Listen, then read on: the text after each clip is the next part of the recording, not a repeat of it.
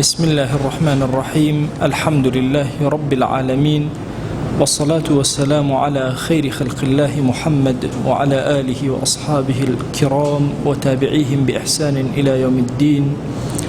ربنا أرنا الحق حقا وارزقنا اتباعه، وأرنا الباطل باطلا وارزقنا اجتنابه. ربنا آتنا في الدنيا حسنة وفي الآخرة حسنة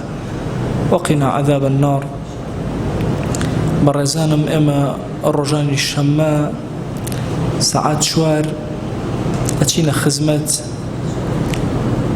کتێبی نایابی الداء والدواء کە ئەم کتێبە یەکێکە لە بەرهەمە زۆر جوان و شاکارە مەزنەکانی زانای پایەبەرز ئیمامی ئیبن القەییم ڕەزا و ڕەحمەتی خوای لێبێ. لە خزمەت ئەم کتێبە ساتێک ئەمانەوێ ڕۆحمان ئاسایش بێت، ئارامی بەسەر دڵمانەدا ببارێ، ڕۆحمان لەناو ئەم جەنجاڵی ژیانی دنیا لە سوچێکی ئارامیدا ئۆقرە بگرێ. لە ڕاستیە ئەم کتێب و شاکارە مەزنەی ئیمامی ئیبن القەییم زۆر خەسڵەتی بۆ ئێمە باس کرد کە گوناه لە پێچاومان ناشرین کە و ئەوە صفەتێکی زۆر بەرزە لە ئیبن القەییمە کە ئەوێت گوناه لە دڵەکانمانە ناشرین کە هەڵی کێشێ لە دڵمانە. بۆیە زۆر زەرری گەورە گەورەی گوناهی وە باس کردوین. ئەمڕۆ یەکێکتر لە زەرەکان کە لە خزمەتیا ئەبین بریتە لەوەی کە المعصیة تنسي العبد نفسه. ئینسان کە گوناهەکات وهای لێت کە خۆی لەبیر کات، نفسی خۆی لەبیر کە، نفسی خۆی فەرامۆش کەوە، گوناهە وها لێکە خۆت لەبیر بەرێتەوە. أفرمي ومن عقوباتها أنها تنسي العبد نفسه. يكيك لعقوباتي خوا جل جلاله بو عاصي و كسي گناه برزكاته أو خوي لبير أباته. هر كسي كيش خوي لبير شو إتر نفسي خوي إهمالك جوينا داته توشي فساد بكاتك أزان بهلاك أتشي. فإن قيل كيف ينسي العبد نفسه لو أتشي إيكا برسي والله شون إنسان خوي لبير أتشي باش اگر خوی لبیر چه چی بیر اکویتو معنای چیه؟ یعنی خوی لبیر که معنای چیه؟ افرمه قیل نعم ينسى نفسه اعظم نسيان. اکره انسان خوی لبیر که بگورترین لبیر کردن. خوای گور القرآن امی بو باس کردوین. افرمه ولا تكونوا كالذين نسوا الله فنسيهم انفسهم اولئك هم الفاسقون. وەکو ئەو کەسانەمە بن کە خۆیان لەیاد کرد کە خۆیان لەیاد کرد خوای گەورە نەفسی خۆی لەبیر بردنەوە. ئولائیکە هم الفاسقون. ئەوانە لە ڕێ لایەنداوە. ئەسڵی وشەی فیسق لە ناوکی خورما تەنکێک پەردەیەکی تەنک بە دەوریەوە هەیە کە ناوکی خورما ئەو پەردە تەنکە هاتە دەرەوە پێڵان قەد فەسق. ئەلێەوە ئەسڵەکەی هاتووە کە ئەنەما لە ڕێگە لای داوە ويفرموا أولئك هم الفاسقون. فاسق هندي جار بجناهي بشوك هر أو تري فسق، هندي جار بجناهي كور، حتى هندي جار بالشرك وكفر باسي فسق أكره. مسائل فسق بهوي شيوا نسوا الله فنسيهم باشا فأنساهم أنفسهم. خوان ليات كت خوا ويلي كت النفس خوان ليات كن إن جاكاتك خوان ليات كت خوا أوان لياد أكا وخوشي النفس خوان لياد أكن. أفرمين نسوا الله فنسيهم لآية كتيرة أوان خوان لياد كت خوش أواني لياد كت. يعني النسيان سبحان الله عقوبك هو بدو عقوبة. أجر إنسان خوي لياد كت خوش أو لياد أكا. أجر إنسان خوي لياد كت نفسي خوي لياد أكا. أجر خوا عبدك لعبدكاني لبير كرز إهمالي أكات لي أقرأ أيدات الدسي خوي بهلاك أتشيو عبدا. هرچون إنسان دسي چنق نزيك لدمي ولكاتينان خواردنا وبأساني أتواني أمتيكي هالقرأتو بياني بود دمي. أفرمي أما چنق آسانا للريلاداني أو كسا واندا آسان درس أي چون خوي لياد أكا. أفرمي بشك برزكاني إنسان معنى قوركاني إنسانيت لياد أكا. نازانێ نفسی بەچی سعید ئەبێ، نازانێ بەچی ڕزگار ئەبێ، نازانێ بەچی چاک ئەبێ. ئەفەرمێ سبحان الله هەر ئەمانە بە خەیاڵیان نایەن، چاکەکاری نفسی خۆی بە خەیاڵیان نایە، ئاوای لێ ئەکات بەهۆی گوناهەوە. اینجا سبحان الله هیچ همتێکی نییە بۆ چاکسازی نەفسی خۆی، عیبەکانی خۆی فەرامۆش ئەکا، نوقسانیەکانی نابینێ، ئافاتەکانی نابینێ، نایە بە زەینیا ڕۆژێک لە ڕۆژان کام ئافەتانە لە کۆڵ خۆی کاتەوە. اینجا هەموو نەخۆشیەکانی نەفسی، دڵی، ئازارەکانی، عیبەکانی، هەر هەمووی ئەمانە نایە بە زەینیا ڕۆژێک لە ڕۆژان کە مداوات و چارەسەری بکە. ئینسان حتا وەکو هات بەسەر خۆیان شکایەوە و هەستی کرد لە ناو غوربەتەیە کە تاوانی کرد و تەوبەیەکی سادیقانەی کرد و حتا ئەمانەی هەبوو هێشتا زیندووە کە گوناهت کرد هەستێ نەکرد گوناهە کرد و عابری سەبیل بەسەریان ڕۆشتی تەوبەیەکی سادیقانە نەکرد، شەرمەزارنەوەی بەرامبەر بەخوا، ئەو بزان نیشانەی مردنی دڵەکەتە، نیشانەی فەنەسیەهم ئەنفوسەهم. خوای گەورە وەهای کردووە کە خۆت لەبیرکەی. ئەفەرمێجات خوا عقوبەیەکەیە لەم عقوبە گەورەتر کە ئینسان خۆی ئیهمالکە و نەفسی خۆی بفەوتێنێ، دەوای نەکا، بە دوای شیفایە نەگەڕێ، چاکی نەکا، ژیانی نەخاتەوە بەر. ئەفەرمێ ئەگەر ئینسان سەیری ئەمە بکات، زۆرینەی خەڵک ئەبینێت لە شتەیە لە چەندین شتا خۆیان لە یاد کردو. هەر یەکێک لە ئێمە ئێستا بەخوا لە هەنێ شتا خۆمان لە یاد کردو، لە هەنێ گوناها کە ئەنەما بڕوا بکەن ئینسان جاری وا هەیە نەزەر ئەکا وا ئەزانە گوناهی نەکردو، هیچ ئازارێ بە ناخی ناگات، غەیبەتەکە گوناهێکی کەبیرەی مافی خەڵک کە ئەنەما هیچی نەکردو. بەخوا دزیش ئاوایە، ئارە خواردنێکیش ئاو هەیە، غەیبەتکردنێک ئاو هەیە، بوهتانکردن ئینسان کە زمانی ڕاهات، درۆکردن کە زمانی ڕا هەست ناکەی کە گوناهەکەی. فەنەسیەهم ئەنفوسەهم، خوا خۆتی لەبیر خۆت بردووەتەوە. بۆیە ئەفەرمێ زۆرێک لە خەڵک لە بەشێک لە بەشەکانی ژیانیانە خۆیان لە یاد کردووە ئەو نەفسە جوانەی کە هەیەە زۆر بەشتانی بچووک فرۆشتویانە، زەرێکی زۆر گەورەیان تیا کردووە. ئەمە لە کاتی مردنا بۆیان دەرئەکەوێ، کاتێکە لە بەردەم خۆیان ڕائەگیرێن ئینجا تێ ئەگەن ئەم دنیا فانیە کەمە بێکەڵکە، هاتن نەفسی خۆیان بەم دنیاە فرۆش، نەیان فرۆش بەخوا، نەیان فرۆش بە ئاخرەت. خاسیر و خەسارەتمەندان کێن؟ ئەوانەوە ئەزانن قازانج و کەسابەت لە کڕینی ژیانی دنیاە، و ئەزانن قازانج و کەسابەت لە بەدەستهێنانی چێژەکانی جیهانە دنیاە. لە ئاخرەتە هەر هەموو چێژەکان ڕەت ئەکەنەوە، هەموو چێژەکانی ئاخرەتیان ڕەت ئەکەنەوە لە پێناوی بەدەستهێنانی چەند چێژێکی کەمی دنیا. ئینسانی موسڵمان ممکنە چێژەکانی دنیا و ئاخرەتیشی هەبێ، بەڵام ناکرێت لەسەر حیسابی چێژەکانی ئاخرەت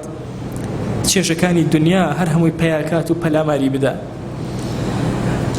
هەموو ژیانی ئینسان وهای لێت کە پاڵی دا بە دنیاوە، ئیشی بۆ دنیاە، ماندووبوون و ناڕەحەتی و غەم و هەممی هەمووی بۆ دنیاە. زۆر کات لە وتارە باسم کردووە کە باوک ئەرکێکی زۆر قورس لەسەر شانێتی لەم ڕۆژگارە، یعنی ئەو ئەرکەی لەسەر شانی باوکە زۆر زەحمەت. وەڵاهی پیاو ئەگەر هیاسەری نوێژێک نەکات ئەم تیا گونەهبارە بێ، چ جای خۆی نەیکە. ئەگەر مناڵەکانی نوێژێک نەکەن ئەم تیا گونەهبارە بێ. سبحان الله، باوک ئەرکێکی زۆر گەورە لەسەر شایەتی، بۆیە خوا سوێنی پێ ئەخواوە، والیدی وەما وەلەد. هەندێک لە زانایان ئەفەرمون ئەوە سوێنە بە ئادەم، هەندێک ئەفەرمون بە ئیبراهیم عەلەیهی سەلام، هەندێک ئەفەرمون ناوەڵڵا ئەوە سوێنە بە هەموو باوکێک، چونکە تەعەبێکی زۆر گەورە ئەچەژێ و ئەبێت کۆنتڕۆڵی هەموو حیاتی خۆی کردبێ. خوا عیبە نییە باوکێک ئەو هەموو خۆی مانووکە بۆ دنیای مناڵەکەی، بەڵام بۆ ئاخرەتی مناڵەکەی هیچ خۆی مانوو نەکە. دەرسی قورئانی مناڵەکەی، ئادابی مناڵەکەی، خواناسی مناڵەکەی هەمووی فەرامۆشکە. زۆرینەی ناناجیحی ماڵەکانی ئێمە هۆکاری ئەوەیە ژن و پیاو نایەن بۆ خۆیان پێکەوە بە یەک فکر ژیان بەڕێکن، هەر یەکەیان بۆ خۆی بڕێر ئەدا بە شێوازێ ژیان کات، هەماهەنگی لە بینیانان نییە. بۆ سەرەکەی پەروەردەی مناڵەکان زۆر سەخت دەرەچێت. ئەبێ باوک و دایەک بە یەک هەدەف بیرکەنەوە. سێرکەن کە معاویە ڕەزا و ڕەحمەتی خوای لێبێ کەوت جارێکیان، کاتێک کە کەوت باوکی پێوەدوتی هەسە ئەی دایکە ڕۆڵە ڕۆ بۆ بکە، من بەتام بیتە گەورەی قوڕیش تۆ ئەکەوی. مناڵ بوو، دایکی وتی هەزار جار دایکی ڕۆڵە ڕۆی بۆ بکە، من ئەمەوێ بێتە گەورەی هەموو عەرەب، ئەوە ئەکەوێ. سیرکە هەردووکیان هەدەفیان بۆ گەورەی مناڵەکە هەیە یەکێکیان تۆزێک کەمتر لەوە چێ بینێ بەڵام ئەویان دوورتر بەڵام هەدەفیان هەر یەکشتە هەردووکیان گەورەی معاویە دەی دوای قسەکەی هند دەرچوو بوو بە گەورەی هەموو عەرەب بۆیە هەدەفی دایک و باوکو یەکگرتنەوە و ئیشکردن لەسەری زۆر گرنگە جاری وا هەیە وەڵڵاهی ئینسان خەسارەتمەندی زۆر گەورە بەدەستێنێ دنیای مناڵەکانی زۆر تۆکمە ئەکا بەڵام ئاخرەتیان هیچ محەممەد ڕاتب النابلوسی ئەڵێ پیاوێکە بوو زۆر خۆی مانو ئەکرد لە شام زۆر هیلاکە بوو حتا وەکو پارەیەکی باشی مۆڵی بۆ مناڵەکانی بەجێهێشت کە مرد ئەڵێ دوایی یەکێک لە مناڵەکانی ئارەخۆرێک بوو هەموو جارێ پێکی عرەقی ئەخواردەوە ئێوە بۆ ڕۆحی باوک چۆن کەسێک ئەڵێ الفاتحة على ڕۆحی والیدی هەڵ ئەویش ئەوت پێکەکەی ئەخواردەوە ئێوە بۆ ڕۆحی باوک لەبەرەوە ئینسانە بێ دائیمە بیری لە ئاخرەتی مناڵەکەی بێ ئاخرەتی خێزانەکەی بێ ئاخرەتی عائیلەکەی بێ چۆن بەرزی کاتەوە نەک دنیایەکی فانی بە هەموو دنیای تۆ بێ کە دینت نەبوو بەچی ئەچی بۆی ئەفەرمێ خاسیر ئەو کەسەیە کە پێی وایە و عەقیدەی ئەو هەیە کە قازانجەکان کەسابەتکردن هەمووی لە کاروباری دنیایە و لەسەر حیسابی ئاخرەت لەسەر حیسابی نوێژەکەت خەریکی کەسابەتی لەسەر حیسابی جەماعەتەکەت خەریکی پارەپیاکردنی بۆ مناڵت لەسەر حیسابی خواناسی و دینداری خۆت ئەچی کارێک ئەکەیت و ژیانت هەمووی سەرفەکەی کە پێت وایە زۆر نەجاحەتی هێناوە بەڵام کاتێککە گەیشتیتە حوزوری خوا و وەکو ئیبن القەیم ئەفەرمێ لە کاتی مەرگە لە کۆتایی ئەخیری مەرگە ئینجا تێئەگەی کە چەند خەسارەتمەندی نەتوانی ئەبم ژیانێکی هەتای بۆ خۆت فەراهەم بێن ئەفەرمێ دیقەت بدە خوا لە قورئانە باسی کردو هەندێک کەس هەن أولئك الذين اشتروا الحياة الدنيا بالآخرة فلا يخفف عنهم العذاب ولا هم ينصرون ئەوانە کە ئەم جۆرە کەسابەتانە ئەکەن ژیانی دنیایان هاتوون کردووەتە یا با بڵێم ئاخرەتیان کردووەتە قوربانی بۆ ژیانی دنیایان کورە ئەوانە هەر عەزابیشیان لێ کەم نابێتەوە ولا هم ينصرون سەرکەوتوو نابن سەر ناخرێن فما ربحت تجارتهم وما كانوا مهتدين بخوا لو تجارتي كرديان لدنيا او بلاماري دنيا وهالبكاريه فما ربحت تجارتهم قازان جيان نكرتيا هدايتيان ورنقرتيا شاور روشن نبونتيا كأما زور كانت باسي الدنيا أكين أما يوم ملاحظة لخزمتنا هبه كباسي الدنيا أكين أولنيا مسلمان مثلا لبازار نبي وبروع بس خليكي مزقود بنا والله جوان ترين بازاري مسلمان أبي كسي مسلمان لبازار زور أزاب شاو كراوة بي لبازار خاواني قورترين بشق أبيه مسلمان بي ناكري جنجي مسلمان اما براسي بعام يعني نيرو ميل لجنجي مسلمان هميشه محاولة كسيكي بخور به كسيكي بخشندنه به نابت ابي كسي مسلمان بيري بازرگاني به ابي ايشكا ابي كاركا نوستي اما بخوما ناجين حتى وكو بين بوستي بو تيكنانك خوم ناجيم حتى بين بوست ابي كسي مسلمان بو دوروبري بجي بويا او فكري ارسانا كم كالم زمي دنيا كاين زمي دنيا لدل ما نابكين برو باشترين كاسب لبازارا جوان ترين كسابتك بلام دين داريكت فراموش نكي لسر حسابي دينكت كاسبي مك او قرنجا لسر حسابي دينكت هرشي عبادات هموي فراموش كي لبيناوي 4 دينار نا او مكا بلام برو نك 4 دينار وانه لحب الخير لشديد خوافر مويتي انسان حزي لباره شیرینە بەلایەوە زۆر تۆند بەلایەوە شیرینە بڕۆ پەیداکە ماندووبە 10 مبەشەرە لە دەدانە 6 وەکوای بڵێ ملیاردلێری ئەمڕۆ بوو 10 مبەشەرەش بوون و بەسەر زەوی ئەڕۆشن و ئەهلی بەهەشت بۆیە مەسائلی ئەوەی کە خەتەرەکە لە چیایە تۆ بیت لەسەر حیسابی دینەکەت خەریکی دنیا پێیاکردن بی ئیتر ئەمە بانخوازێک ئەگرێتەوە کە بە دینەکەیەوە نان بخوا مامۆستایەکی ئاینی ئەگرێتەوە شێخی ئەگرێتەوە مەسئولێکی ئیسلامی ئەگرێتەوە هەمووی ئەگرێتەوە فەردێکی مسلمانی بەسیتیش ئەگرێتەوە هەر فەردێکی بەسیتی مسلمان ئافرەتێک کە لەچکێکی داوە بەسەریە بەهۆی ئەم لەچکەوە خیدعە و فێڵکە گەنجێکی جوان ڕیشێکی هێشتوتەوە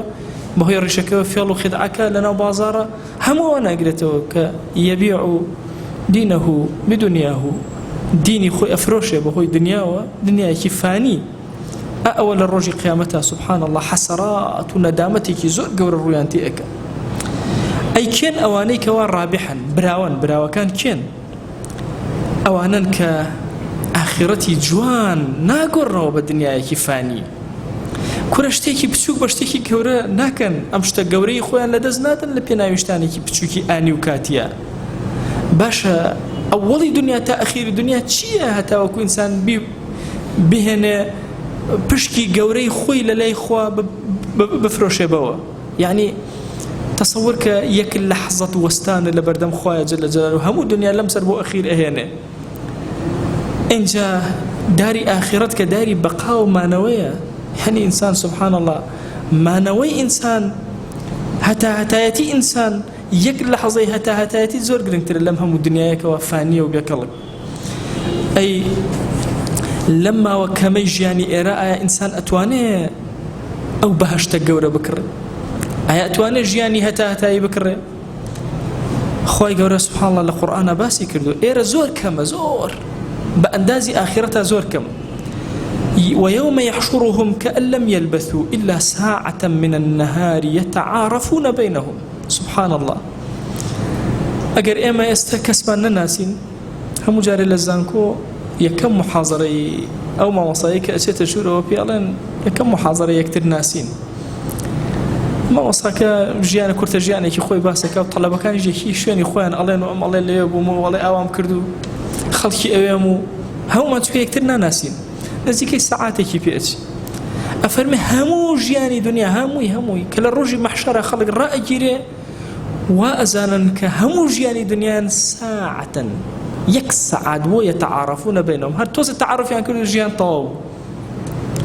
لقن هاو سركتا 20 سال 6 سال 40 سال بيكون كأنما ساعاتك يتعارفون بينهم تصورك جنومير لدوي 50 سال هشتا يكترين ناس طبعا الإنسان لناسينا زور لاواز بس إنسانش أوها سبحان الله طبعا سيركي لقل هاولك تا وشن إكشيان بسر أبي تيناقي لهاولك هاوسر لقل هاوسر تيناقي لي إنسان لخوي تيناقا شون لدورو بري تيقا زم السيرة بلامو جاري ويا الرخراء يشتك أبي نم كباسي ما في مروفة كان ألم أبي ما فكيت شيبه تا أمان الدواي بكن بو ناسي أنا هتا دواي كان بويا كأنما لرجي قيامته هم أمجيانا هر همي ساعة يتعارفون بينهم يك ساعة هر أوان دا يكتري من الناس يسألونك عن الساعة أيان مرساها برسالة لي كان لرجي قيامات شنك كيا فيما أنت من ذكراها تقول لك كواي يادي رجي قيامتي إلى ربك منتهاها أخير كيب ولا إخوة سبحان الله يعني أخير دنيا الرقاك بولا إخوة أتشتو أمري أخير آخرتيش بولا إخوة أقرتو أتشتو بردسي إنما أنت منذر من يخشاها أي بيغمر جان صلى الله عليه وآله وسلم تو تنها ترسي نريكي بو كسيك ولا آخرت أترسي كأنهم يوم يرونها لو رجاك الساعة أبين الرجي قيامة أبين لم يلبثوا إلا عشية أو ضحاها نيو روش سيري آياتي كم كان فرموي ساعات آياتي دوان فرموي كان نيو روش يان عشية لدوان نيو رودس في أكاهتا إيوارا يان بربيان عشية أو ضحاها يان لبياني زوا تشيشتنقاو أتا نيو رو يان بربري إيوارا چون كريكارك إيشكا لاي بياني دانك إيشكا إسراحتي أكا ودواي داني دوام دس في أكا بالضبط دا يا داني يكم يا داني دوام هر أولا لجيانا مستر بردو أما دو آيات يكم ينفرموي ساعاتك دوهم ينفرموي عشية نيوروش آياتي كتير أفرميك كأنهم يوم يرون ما يوعدون لم يلبثوا إلا ساعة من نهار بلاغ أفرمي سبحان الله كاتك ورجي قيامت أبينو أو وعداني خوا ترسان دكاني خوا وعيد كاني خوا هرشكاني خوا أبينن يكسر لم يلبثوا ويتزينان لجيانا نمونتوا إلا ساعة من نهار بلاغ إلا بأندازي ساعاتك لجيانا مونتوا أو ساعتش باي أو وتنها بلن جيان من هي أو أنت حكي تر ترى بلاغ تفاسيري زورا أو يشكل تفسيرك آية كتير أفرمي قال كم لبثتم في الأرض عدد السنين أرى چند صال ماونة ولا سرزويا قالوا لبثنا يوما أو بعض يوم يكرش يعني وين روجه كم يكر للروجك نقني وش أو بعض يوم بعض كالساعات دقائق نيو روج أقريته أو بعض يوم فاسأل العادين برون لو كسانا بجميرن لجماريا زيركن حاسبة كان لو أن بجميرن بشكم أوان بزانن قال إن لبثتم إلا قليلا كوري وكم يجمعونته زور نبوة لو أنكم كنتم تعلمون أجر إيوة تيبقنوا علم تنهبه وزانابن زور كم لجهانا مونته آية كثيرة فرمي يوم ينفخ في الصور ونحشر المجرمين يومئذ زرقا فو أكريب نفخ صورة مجرمة كان هرهمويا حشر أكرين بلام شون حشر كذنك طبعا إنسان جاري وهي أو تشاوي زقة بأو لبردم كاميرا أو سيتشاوي خوي زقة كابوي جوان درس جمال إنسان تشاوي قوربه هند جاريش كأترسي وتشاوى كاني أبلق أبي ودواي الرسمة بكيري خواتي كزني بيني هر عيني تشاويشة لما خوي وستأوى جوان سيري كر زرقة باشا تشاو أجر كلي تيبكري وبقورة دركوي أو بو جماله لا ترسها بي وتشاوي أبلغ ببي بخوا إنسان ناير سيري خويبك جاري وهي لآيتك طبعا باسي كويريش أكال لقال أوي كتشاوي دارا براي كويرة بي جارة قنجة كشيكي هبو كشيكي طلاق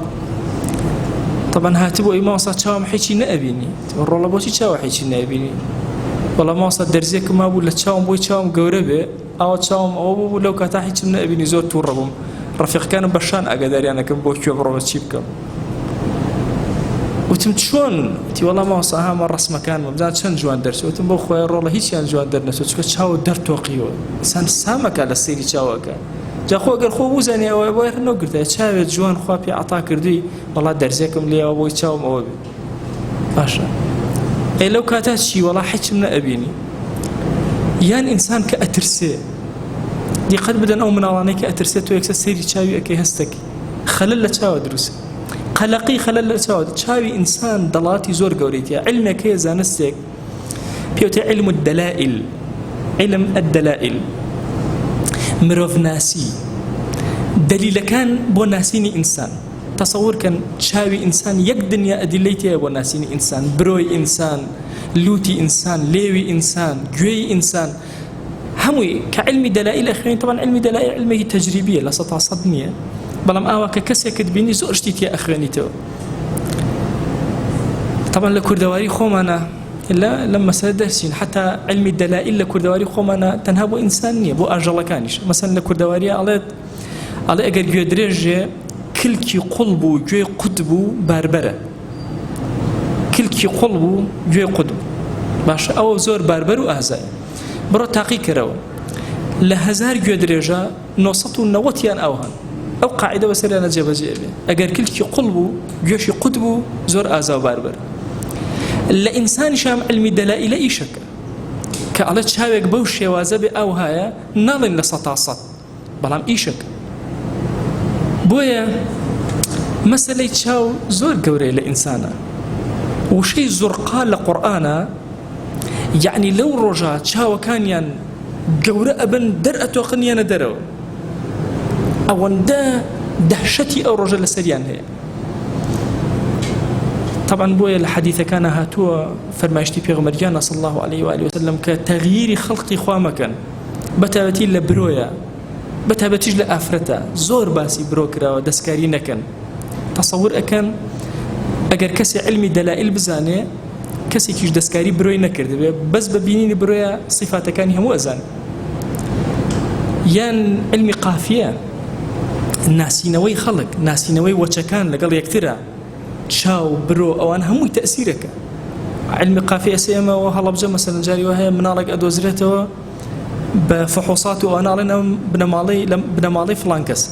أي لروي شرعية ودزنيجي أشكاليان دزنيجي ناشكي أي ميرات أجري ميراد ناجري يك دنيا مسائل يتبرج مسائل فقهية أيما الفقه ما هو باس كراوة بعلم قافية بناسيني تشاوكان بناسيني بشتي سركان بناسيني بني بيكان ناو دستكان لبي دستكان همو يما علمي كتابة بو ناسينوي خلقش بكارية لە زۆر شتی تریشە ئیسفادەی لێکرێ حتا لە تعبیری خەوا لەوانە هەمووی ئیسفادە لە مەسائل علمی دەلائیل ئەکرێ علمێکە کە خۆتان لەسەری بخوێنەوە چونکە مسلمان بەڕاستی بەشێک لە حیاتی بریتێ لە فیراست و ناسین هەموو زانستێک ئەبێ شتێکی لێ هەر بزانێ على الأقل لەو علمی دەلائیل شتانێکی زۆر باشی تایە ئینسان ئیسفادەی لێ ئەکا ئەتوانێ خەڵکی پێ بناسێ خائینێک و غێرە خائینێکی بۆ جیا ئەکرێتەوە زۆر ئیسفادەی لێ ئەکا ئەگەر چی علمێکی 100% نییە با بڵێن بەڵام علمێکی تەجریبیە ممکنە لە 180% بۆ تۆ نزیک کاتەوە کە زۆرە بۆ تۆ أفرمي سبحان الله يوم ينفخ في الصور فو أكرب نفخي صورة ونحشر المجرمين كوان أكينا ويومئذ زرقا بلام شون كو كدنا ويك أمن دأتر سنشاو كان يندرت وقيوة يتخافتون بينهم بتشرب ناورن دنجيش برز كانوا إن لبثتم إلا 10 كل الدرجة وما ونتولى سرزوية ده نحن أعلم بما يقولون أمن يبتشر فبي الله نخوان يزاني باش أقام لي أنا كألين إذ يقول أمثلهم كام ينزور عاقل لبيننا طريقة كام ينزور نزيكا على إلا بثتم إلا يوم يكرجي كامل يوم ونت طبعا فكريك هي فكري بنا القرآن كان زور كاد عقلي خوان بكاري هنن فرمايش تجينا الله والله فرمايش تدجي آياتي في القرآن ببي بيركرنا ولي طبعا من زور جار ردودات مهبو بويان أجر ورد سيركي هيج تعارضك لبين القرآن والسنانية وهيج تعارضك لبين القرآن والقرآنانية أجر بو فكرة السقطي أو عن سيري أم آياتنا بكم علم تعارض لبين آياتك كان القرآن بو ليك أنا فرمي ساعة من نهار ليك أنا فرمي عشية أو ضحاها ليك أنا فرمي ساعة من نهار بلاغ ليك أنا فرمي يتعارفون بينهم داني كتير فرمي يوما أو بعض يوم فرمي إن لبثتم إلا قليلا كميك يكي كتير فرمي إلا 10 يكي كتير فرمي أمثلهم طريقة كاملا زور دقيقة إلا يوما كاملا يوما يباشا ويكي أنا فرمي يوما يكي أنا فرمي نيو يوم أو بعض يوم كم ينطوى طبعا ما زانين توفيق أبي بين أم آياتنا بكين أما الظاهرة كي تعارضة ظاهرة كي بلام هميشه ظاهر سير نكري سيري نواخن أكري أي أمانة للنواخن التعارضة نخير مشاهد كان قيامة زورا خوي يقول القرآن باسي كردون لمشهدي ويا هي أون دنا راحتي أتشجن بيان ويا همو حياتي دنيا تنهى ساعة من نهار لشويني ويا هي بيان ويا روجك جياون لشويني ويا بيان ويا نيو روج لشويني ويا بيان ويا دروج جياون ببين مشاهد كان قران كاري بسرعي والله أعلم ويكك للتوفيق كان يكك للتوفيق كان كتابك كي بناي مشكل القرآن إمام الدينوري نسيتي همو آياتاني هنا وهموش توافقي لبينا كردو بو يوزور كاد بوانا ألين كرخنا فرمايش تيك أقرن أهلا فرمايش تدجي قرآن بأقال وي قرآن لقل سنة دوشتي آبتي يكترن مجال أبو عقل تيب فكري بيغمريان صلى الله عليه وآله وسلم كمفسري قوري قرآن بو أوهاتو أو لها مكزيات الأزانة بو أم كلمة يفرمو بيتيب فكري بو يجاري وهي بعقلي بشوكي خويان بيان ويا مخالفات دروس أبي جاري كتير أرز مكردون لمحاضريك كجنجك لو بابلين بنا القرآن يانك الحمد لله توبة كردو يستا جاري كان هاتبو أيما أصاد شون لقى رحمتي إسلام أقنجيت وبلي أمرت أن أقاتل الناس حتى يشهدوا أن لا إله إلا الله أمر بيكرا وهم عالم بكجم هتابلا لا إله إلا الله وتمكوا الله هم عالم بكجم أي أوني الله الناس حخلك حوي بكجم توروليان تقول فرماش تينا جيشتوي يا كم نافرمي أن أقتل الناس على أن أقاتل الناس أقاتل يعني بتجنجم نك بكجم دوشتي زور جواز يعني تو لقل كي أجنجي لقل جنا أجنجي نا والله لقل منالا أجنجي نا والله لقل بيرا أجنجي نخير لقل كسيك أجنجي لقل أنا كأجنجي نا والله جاءوا هالرزق كي لدرس الناس يجل زمان عربية الفلام صد نوعي هيك هكا أو الفلام اللي مخصصة تنها مشتكى معاندة جنجر كان أقريته كسيتر نقريته إن جاناش أفرمي أمر مكردوه على أمر بيكرا وأمر قرآن لەگەڵ ڕەحمەتی ئیسلامیشە ئەگونجێ لەگەڵ هەموو دەقەکانیشە ئەگونجێ ئەگەر وەکو من تێ بفکری تێ بگەی ئەگەر نا خۆت بۆ خۆت بە عەقڵی خۆت پێت وا بێت تەعارض هەیە وا تەسەوەر کێ بڵێ وەڵا تەعارض لە بینی ئەو بینانە هیچ تەعارض نەدێ لە مەشاهیدی قیامەت و سوچێک لە سوچەکانی قیامەت و قسەی مەجموعەیەک لە مەجموعەکان ئەکا لە ناو قیامەتە لە ساحەی مەحشەرە والله هەیە لەوە ئەچێ ئەو بەعضە یۆمە 1 دقیقە بکە پێی وابێ لە ژیانە 1 دقیقە ژیانی بەسەر بردووە هەموو ژیانی عمرێکی 100 ساڵەی پێی وابێ 1 لەحظە و دقیقە بووە کە لەم ژیانە بۆ ئەم ژیانەی بەجێهێشتووە دەی ئەمە حەقیقەتی دنیایە والله کە لە ڕۆژی قیامەتە بینیت سەیرەکەی کامەمان عمری زۆر درێژە زۆر کورت و بچووک بۆ دنیا بەلامانەوە کە داری بەقا و ئاخرەت و جوان ئەبینی کە چ خەیر و خێراتێکی تایە اینجا تێ ئەگەی هەموو ئینسانێک کە بەیانی ئەکاتەوە خەریکی فرۆشتنی نفسی خۆیەتی یا کڕینی نفسی خۆیەتی أفرمي كل الناس يغدو فبائع نفسه فمعتقها أو موبقها همو كسيك برا بيانكاتو نفسي خوي آدي چون بفروشم أي فروش مو أي كما عبدو تواو يان آزادي أكم رزقاري أكم أي دم بخوا يا أي دم بدنيا أي دم بآخرة يا أي دم بدنيا ما مر لك الشيطان أكم يا لك الخوايا جل جلاله أكرم ما مر لك الخوايا بكن لك النفسي خوا ما نبله جوهري نفسي إما بيسي بما مالها هي لقى الخوايا إن الله اشترى من المؤمنين خوا بقوري خوي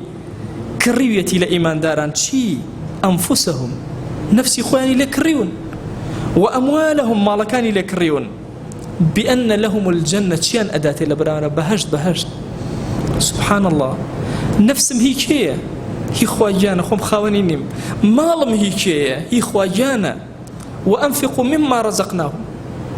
وأنفقوا مما رزقناكم خوي قول القرآن فرمي ببخشن لوين من كردوا برزقي إيوه هم هي إيوه دي إن الله اشترى من المؤمنين أنفسهم وأموالهم بأن لهم الجنة زاناقة فرمي أمجياني دنيا إيرا خوابو امتحان دروسي كردوا بكاتيش دروسي كردوا أمن دجوانا ور لبردن بهشتا بو استبو خلاط دروسي كردوا أبي شوني دروس كردوا بۆ پاداش دروستی کردو نەک بۆ ئیمتیحان ئەبێت چۆنی دروست کرد بۆ هەتا دروستی کردو ئەبێت چەند جوان ڕازابێتەوە بەهەشت والله سەیری جەماڵی دنیا ئەکەی تەنها ئەبینی ئەمانە کۆمەڵشتی بچووکن بۆی ئاخرەتی پێ بناسن ئەبڕوەرە سەیری ئەم زەوی خوا بکەو بەسەریا بگەڕە بزانە چ جەماڵێک ئەبینی چ جوانێک ئەبینی لە طەبیعەیە چی ئەبینی تخوا کاممان هەیە حەزی بە ئاوازی ئاو نەبێ کاتێ خوڕەیەت و بە شاخێکەوە ئەکەوێتە خوارەوە کێمان هەیە حەزی بە ئاوازی بولبولێک نەبێ کێمان هەیە لەگەڵ شنەی باە دڵی نەشنێ کێمان هەیە چاوەکانی بە دیداری میوەکان تێر نەبێ کێمان هەیە لەگەڵ گەڵایەکان نەژی لەگەڵ گوڵێکان نەژی هەمومان پێکەوە فیتڕەتمان داوای ئەمە ئەکات داوای ئەم جوانیانە ئەکا دەبەخوا هەموو ئەم جوانەی لێرە ئەیبینی هەمووی بۆ ئیمتیحان دروستی کردووە تەنها بۆ ئەوەیە کە تاقیمان کاتەوە ئەن نەشکر شکری خوا ئەکەین ئەنە سەبر ئەگرین بۆچی ئەمەی بۆ کردوین ئەی عەبد تەنها ئەمەی بۆ کردووی بۆی ئەو لای پێ بناسی تخوا گوناح نییە بەم شتە کاتی بچووکانەوە خۆت مەشغوڵکەی شتە گەورە عەزیمەکانی خوات لەبیر بچێتەوە دەی خواجان هەموو کاتێک و هەموو لەحظەیەک لە ئیمانداران کڕین و فرۆشتن و معاملەیەک دەست پێ ئەکا لەگەڵیانە خۆی پێیداون و خۆی لیان ئەکڕێتەوە نەفسیان ئەکڕێتەوە ماڵەکانیان ئەکڕێتەوە بەهەشتیان لە بەرامبەرە ئەداتەوە يقاتلون في سبيل الله ئەمانە لە پێناوی خۆیان ئەجەنگن ئەمانەی کەوە ماڵەکانیان نەفسیان کڕین و فرۆشتن لەگەڵ خۆیان ئەکەن فيقتلون ويقتلون ئەمانە ئەکوژن و ئەشکوژرێن وەختی خۆیان و مسلمان چۆن ئەبێ پیاو بکوژێ ئێمە ژەمان و پیاو ناکوژێ نا پیاو ئەکوژێ باشە فيقتلون ويقتلون طبعا ئێمە لە قەت شەرم لەوە ناکەین کە خۆی گەورە شتێکی باس کرد و لە حەزارەی ئیسلامیە هەبێ ئەمە باسی نەکەین والله قتال جەنگکردن لە ئیسلامە نزیکەی 400 ئاەتی قورئان خاص باسی جیهاد و قتال و جەنگک بۆ چونکە حەزارەتی ئیسلامی بەبێ نینۆک نابێ کاکە ئەمڕۆ هەر چاو بکەرەوە ئەمریکا جەنگی هەموو دنیا بەهێزەکەی ئەکا قابل من حەزارەتێکی گەورەی ئیسلامی بەڵێم وەڵا کاکە من جەنگم نییە واللهی جەنگم هەیە هێزم هەیە توانام هەیە لە کاتی خۆیە جێگەی خۆیە کەس هەیە وەقەدر کەسی موسڵمان ئازابێ صفاتی با بڵێن خۆبەخشی موسڵمان ئیمانداری ڕاستەقینە لەگەڵ خوایە کولی هێز و توانایەتی ئەخوێنیتەوە. یعنی خوای گەورە لە قورئانە دەرفەت هەبێ لە کاتێکە لە چەند محاضرەیەکە باسی صفاتی مجاهدی حەقیقی ئەکەین. يعني مجاهدی حەقیقی والله ئەو صفاتانەی کە هەیەی کام پاڵەوانی جیهان بڕۆ یاسای عسکەری جیهانی ئەمڕۆ بێنە ئەو خەسڵتانەی تیا ئەو صفاتانەی تیا. سبحان الله. ئەم قورئانە زۆر عەظیم بۆ ساتێک ئەمڕۆ ڕاستە ئێمە ژێر دەستین بەڵام سبەینی ئێمە سەر دەستین ئێمە جیهانە بێن بەڕێوە قابلە ببێت شەک جیهان ببرێ بەڕێوە بەبێ هێز و توانا ببرێ بەڕێوە نابرێ بەڕێوە چونکە ئێمە وەکو دینێکی ئەوە نین تەنها لە سوچی مزگەوتێکە والله ئێمە ئەبێت دنیا برین بەڕێوە خەلیفەی خۆیان لەسەر زەویە ئەبێ عەدالەتی خوا لەسەر زەویە واجبە لەسەرمان جێبەجێکەین بۆی ئەفەرمێ فەیەقتولون ئەکوژن ويقتلون ئەشکوژرێن وعدا عليه حقا أما وعدك بسر خوا زور راستا في التوراة والإنجيل والقرآن والله للتوراة أخوا باسي كردو ولا إنجيل باسي كردو أقر شيء استدسكاري كراون والله أولا قرآن شا باسي أكا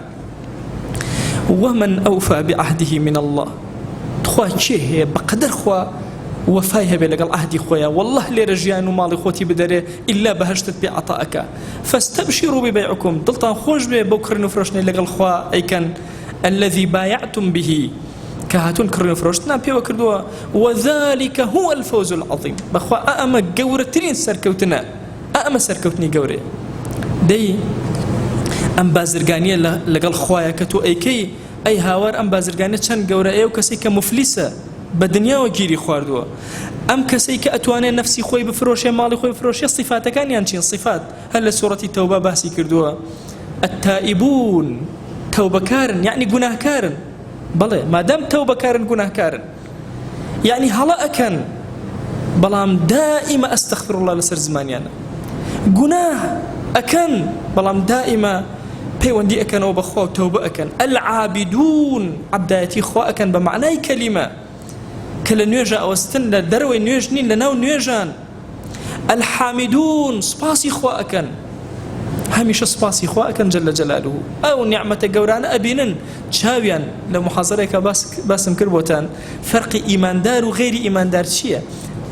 الكافر ينظر إلى النعم كافر بس نعمة جواني أبينه والمؤمن ينظر إلى المنعم بلام مسلمان إيمان دار سيري مي وكناكا سيري أو كسأكا كبي بخشيوا سيري نعمة كناكا سيري أو كسأكا كبي بخشيوا السائحون سائحون لقرآن بمعنى سائع بمعنى قروك أو كسي كأقرب بسر زوية أو كسي لبيناوي خوا أقرب مفسرين زور تفسيري سائح يعني كردوا مجاهدك لبيناوي خوا أقرب طالب علمك لبيناوي خوا أقرب كاسبك بدوي حلالة بسر زوية خوا أقرب السائح أو كسي كسياحتك بسر زوية هم أمان زمان مفسرين هاتون پیغمبر صلى الله عليه وآله وسلم فرمى سياحة أمتي الجهاد قراني أمتك من الجهاد أو بشي مجاهدة كان علماء فرمون طالب علم لمستوى مجاهدة كاتك وأقرأ خريج علوم شرعية بوكوي أكاتوا أزانا بو فرمايشتك جاري وابو كسيك لبخارى وقيشتو تبغدا كوتيان لا هجرة بعد الفتح لدواء فتح الباري تري هجرتنا ما بو حديث حمو يكو كرايو كتابك ما دامنا فتح الباري وفرمايشتك شبو لا هجرة بعد الفتح فرمان لا هجرة بعد الفتح يعني لدواء فتح الباري طواو قران نما بسو بخينا رو لخزمتي فتح الباري دابنيشن لخزمتي بخارية لقرآن باسي سائحات يشكراوا پیغمبر صلى الله عليه وآله وسلم أفرمي سياحتي أفرتاني أمتكم حجة لفرمايشتك تا أفرمي سائحات بمعنى صائمات دي أو أفرتاني لكاتي قرمان ماندو أبن برجو أبن بيانوت السائحات يكيق لصفات كان أو كساني كوا كرينو فروش نقل خويا كان سائحا تشبه لطلبي علما لطلبي حلالا قران بدواي حلالا شيء قران بدواي هر خيريكي سرزوي أكات سائح الراكعون ركوعا بن هنا جل دعاء كان علم خويا إما أقر هيش ما النبي الركوع بو غيري تونابن سجد بو غيري تونابن خويا تخد شاهدي دي أوانا راكعا ركوعا بن لبردم خويا ساجدا سجدا بن لبردم رب العالمين الآمرون بالمعروف والناهون عن المنكر أوانا فرمان أكن بتشاكا رقري أكن لخرافة والحافظون لحدود الله حدود كان إخوة أباريزن لەکوێ حدودێکی خوا بوو خۆیان خەڵکیشی لێ ئەپارێزن خۆیان خێزانیان مناڵیانی لێ ئەپارێزن دەوروبەریان لێ ئەپارێزن وبشر المؤمنين مجدە بدە بە ئیمانداران ئەم مژدانیان بدەرێ ئەم صفاتانە لە هەر کەسێکە هەبوو کڕین و فرۆشتنی لەگەڵ خوایە جەل جەلالوه کردووە لە ئایەتێکی ترە ئەفەرمێ پێتان بڵێم هل أدلكم على تجارة تنجيكم من عذاب أليم فێری بازرگانیەکتان بکەم ئەم بازرگانیە لە عذابی بە شدەت ڕزگارتان ئەکا بریتە لە تؤمنون بالله ئیمانتان بەخوا هەبێ ورسوله ببيغمريان صلى الله عليه وآله وسلم وتجاهدون في سبيل الله بأموالكم وأنفسكم بچن جهاد كان لبينا أي خوايا بمالتان بنفستان طبعا زوريني آياتكاني قرآن كباسي جهاد كان مالي خسوة بيش أو آياتي بيشو باس مالك النفس لبيشو شكال لكاتي كرينو فرشنا النفس لبيشترا لقال خوايا بلام لكاتي بنياتناني جهادا ببي اقتصاد جهاد ناكري ببي أموال جهاد ناكري أو تا شيعة بخمس نيوي دنيا داير كرد جولك بأموال شخصي وكوكرنا أعطوني جيهان أو تا إسا تحكم بسر اقتصادي عالم كانوا دولتي دروس كرد خلقي مسلمان جناية باقتصاد به بويا تجاهدون بأموالهم وأنفسهم جهاد أكن لبيناوي خوايا بأموالكم وأنفسكم بمالكانتان بنفستان ذلكم خير لكم إن كنتم تعلمون والله أما خير أبو إيوة أما باشترين أبو إيوة أما باشتر أبو إيوة أجر إيوة زانابن دانابن تيجيشتوبن دي بكرتي إمام ابن القيم أفرمي والمقصود ما بستم لم فرمايشتاني خوايان بيغمريان صلى الله عليه وسلم كباسم كر أميا أن الذنوب تنسي العبد حظه من هذه التجارة الرابحة والله قلنا كان والدي أكن أم بشكي كرين وفرشنا لقى الخوايا ليادد أبن وتشغله بالتجارة الخاسرة تشتكن مشغولتكن بالتجارة بازرقانيكي فوتاو وكفى بذلك عقوبة دي أجر قناه هج عقوبة نبي أم عقوبة نبي كافية بو أويك إنسان لقناها كان دور كويتو خواجان داوال لي أكن بناوي جوانا بصفتي برز باسمي عظمت بحرمتي أم آية بيروزاني خزمتي أنا وستاين رحمة بركة مهرباني خود بسرمانا ببارينا بمان جرى لو عبداني كالضليان زندوا يا أكرم الأكرمين بمان جرى لو عبداني كالروحيان أسايش آرام يا أكرم الأكرمين خواه دلمان پر لآراميك مالمان پر لآراميك ولات نجتمان من پر لآراميك شارك من پر لآراميك يا رب العالمين يا ربي خواه جان بركتي أسمان وزي بسر أم شارمانا ببارينا بازار كان من پر رسقك كان يا وكان من هالقلاوك بير كان من پر أوك زي زرعات من پر بركتك مرو مالات من پر بركتك يا ربي پروردگار داوال لي أكين بقوري خود بكرمي خود أو اند حلال ممدر محتاج حرام نبي يا أكرم الأكرمين بمن جرى لو عبداني بناو دنيا أقرين شاكا كاني دنيا هلا بجيرن لقلتو يا كرين وفروشني بي أكن يا أكرم الأكرمين بمن جرى لو عبدانيك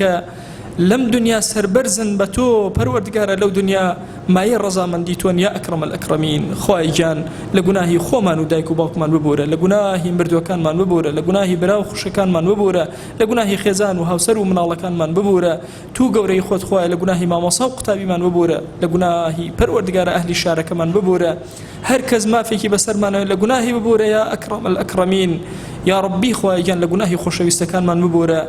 أو مردواني كلمان مردون خواء لقناهيان ببورا أو دايكو باوكاني كمردون وكزني دعايان بوبكا إلهي إمل إرو دستي زليلي وتوبرزكين ولقناهيان ببورا أمتي بيغمرجان صلى الله عليه وآله وسلم زور مردويتي ليات كرا وكزني دعايان بوبكا وإمل لم ينبرو دعايان بوكين خواء بخاتي قوري خليان خوشبا يا ربي خوايا داوال لي أكين بناوي جوان بصفتي برزة باسم عظمت أسايشو آرامي بسر قركان مانا ببارينا خوايا جان أسايشو آرامي بسر قركان مانا ببارينا خواهي جان اما عبدانك پروردگارا خجالت بار و زلیل لبردم تویا خواهی هر گناه با اشکرا کردو من عفو من که گناه با پنهان کردو من عفو من که توبه کان من لی ورگره زمان من بکر زمانی او کسانی همیشه توبه اکن زمان من بکر زمانی او کسانی همیشه شکری تو اکن خواهی سپاسد اکن لسر همو نعمت کپیت عطا کردوین خواهی با اندازی دنکی هنارکانی هلبجا با اندازی قلای وریوی ام پایزا با اندازی قلای زردبول ام پایزا با اندازی گیای و شکبو پروردگارا سپاس و ستایش بۆ تۆ بەرزەکەینەوە پەروەردگار ئەم سپاس و ستایشەمان لێ وەرگرە و بیکەرە بەرەکەت و خێر بەسەرمانە بیبارێنە یا ڕەبی خوای گیان داوا لێ ئەکەین هەر کەسمان گرفتێکی هەیە بۆی چارەسەرکە بەخوا پەروەردگارە ئێمە دەستی زەلیلی بۆ کەس بەرز ناکەینەوە بۆ تۆ نەبێ بەخوا ڕکوع نابێن لە بەردەم تۆیان نەبێ سوژدە نابێن سەرمان ناخێنە زەوی بۆ تۆ نەبێ دەیا ڕەبی خوای گیان ئارامی بەسەرمانە ببارێنە هەر گرفتێکمان هەیە بۆمان چارەسەرکە ئەومان بێ حاڵ و ماڵە ماڵداریکە ئەومان بێ مناڵە مناڵی پێعەتاکە ئەومان بە مناڵە مناڵەکانی ساڵحکە ئەومان قەرزارە قەری سەرشانی سووکە ئەومان نەخۆشە شیفای بۆ بنێرە پەروەردگارە ئەومان گرفت و کێشەی هەیە گرفت و کێشەکانی بۆ چارەسەرکە هەرچیمان ئەوێ پێمان عەتاکە یا رب العالمین غەیری تۆمان نییە یا ئەکرەم الئەکرەمین سپاردە لای تۆ زایە نابێەوە خۆمان سپاردەی تۆ کرد یا ئەکرەم الئەکرەمین یا ربی خوای گیان ئێمە زمانمان کولە لە دوعایە بە زمانی پێغەمبەریان صلی الله عليه و آله وسلم دوعا ئەکەین تو گەورەی خۆت ئەو خۆشەویستەمان لە هەموو ژیانیا هەر چاکەیەکی داوا لێ کردووی ئێمەش داوا لێ ئەکەین و پێمان عەتاکە ئەو خۆشەویستەمان لە هەموو عمری خۆی هەر خراپەیەک پەنای پێگرتووی ئێمەی گوناهباریش پەنات پێ ئەکرین و پەنامان بدەیە ئەکرەم الئەکرەمین آمين آمين والحمد لله رب العالمين وصلى الله على سيدنا محمد وعلى آله وصحبه وسلم تسليما كثيرا أبدا إلى يوم الدين